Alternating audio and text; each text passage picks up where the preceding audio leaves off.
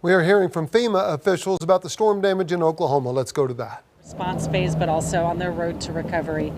And I got to tell you, first our hearts just go out to those who lost family members. This is such a tragic incident, but we also hear about the bravery of the first responders. And I really just want to call out all of the first responders and thank them for everything that they did during those trying hours when the tornadoes were going through here.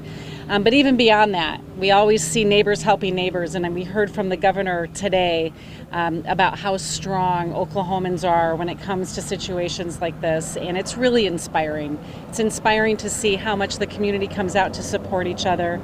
And I just want everybody here to know that, as we walk through here today to get a better idea, know that our hearts are with everybody as they're going through this process.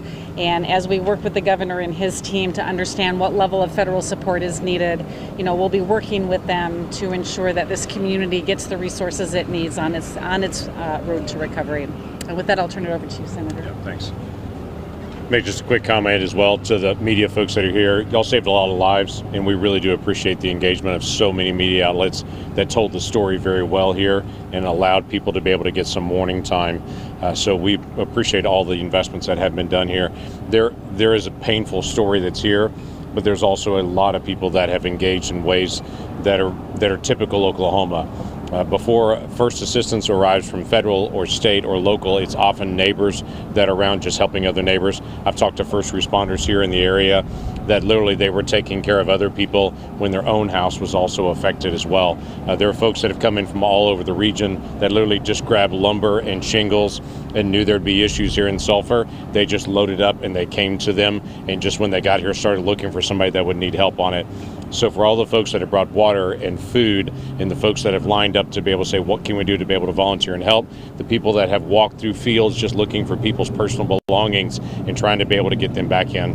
Thank you for that engagement. A couple of things we do need to let people know. We want to let people know if you've had damage. There are some folks that are just trying to fix up their own place on it, but please report that in to the state and federal.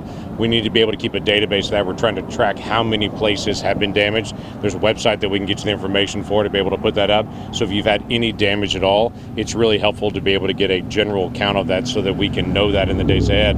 If you're not getting a response from insurance agents or whatever it may be in response, we need to know that so we can help. And for so many small businesses and homeowners, hopefully as many as possible are insured. For those that have not, stay in contact with all the different authorities around, because we want to be able to help in any way that we possibly can in the rebuilding. There'll be small business loans that'll be available in the days ahead. There'll be other resources that'll be out there. FEMA's been terrific in the response. Literally, FEMA from Region 6 was on the ground immediately when this happened, and Region 6 has stayed on the ground. So your staff has been tremendous on this, and we're very grateful for the partnership to be able to help. So this is a true partnership of neighbors all the way from state, local, and federal. So thanks for staying engaged in that. And for as many people that see this report as possible, know that there's a place for you to be able to volunteer and help. They'll need a lot of volunteers in many parts all over the state. That neighbors just need to be able to help neighbors, and we'll have it for a very long time. That looks like some questions. Any questions? Brian, I'm curious, what are local efforts standing to clean up? Talk to that by chance? Speak to that, or? Who are you speaking to? You, sir. Okay. Local efforts here in Sulphur to clean up, how that continues, where we stand? So currently we're still accepting volunteers to help. We were trying to coordinate that through quite a few more volunteers at the Maury County Expo. So we asked that before people come in to help with disaster cleanup or response, check in. We're working on changing the model, maybe partnering up with the Red Cross to change that. So for right now, the Red Cross is coordinating volunteers, but so is local resources out at the Maury County Expo. So we're working with two different avenues to get the help into the people. Where do damage estimates stand? Director Vest would be more attuned to answer that question on damage assessments, but Go ahead. Sure. Hello, I'm Annie Vest. I'm the State Director of the Oklahoma Department of Emergency Management. And we finished up our preliminary damage estimates just here in Sulphur last night. We were able to quantify a preliminary total of about 300,000 cubic yards of debris, which equates to about $6.9+ million. And we know that that's just a low preliminary estimate. On the residential side, we did look at as many houses as we could. We think we looked at most of them. We calculated just over 100 properties that were destroyed, several that were major damaged, and then many that had minor damage or were affected. We know those numbers are still coming in, and so that website is damage.ok.gov that you can submit your damages to us. And for those that might have insurance questions, we do have Commissioner Glenn Mulready behind me here with the Insurance Commission as well today. Thank you. Any other questions? Just a question on insurance. There have been a lot of families that are concerned about lack of insurance with their homes. What should they do? What would you advise? Those without insurance? Yes. Yes, so their opportunities will be through the local services, either a nonprofit or other opportunity. The insurance side, we have consumer assistance. We've been on the media just talking about, our role really is a couple weeks from now or a week or so from now when folks are having trouble with a claim or that sort of thing, making sure that they're getting attention. We will be declaring an emergency today, which frees up some licensing to bring in additional adjusters because we've just got a lot across the state as well as neighboring states.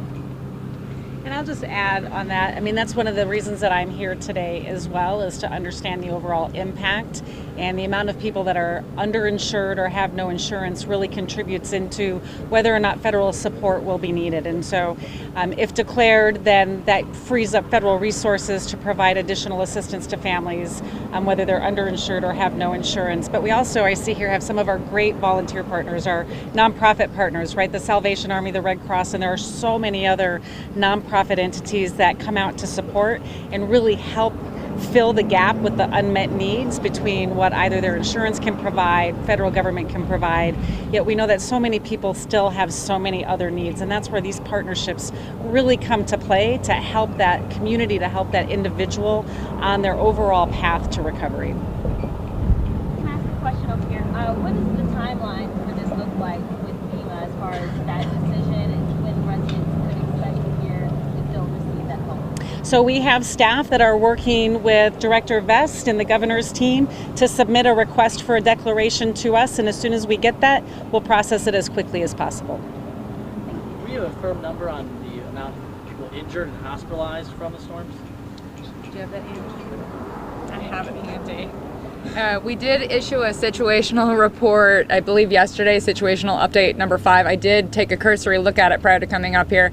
I won't open my phone because I won't be able to get it open at this moment, but the injury total has risen to at least statewide into the 100s at this point in time. So for that accurate number, look at our website, and that is on our last situation update. Any other questions? Okay, thank you. Thank you guys for being here. Thank you.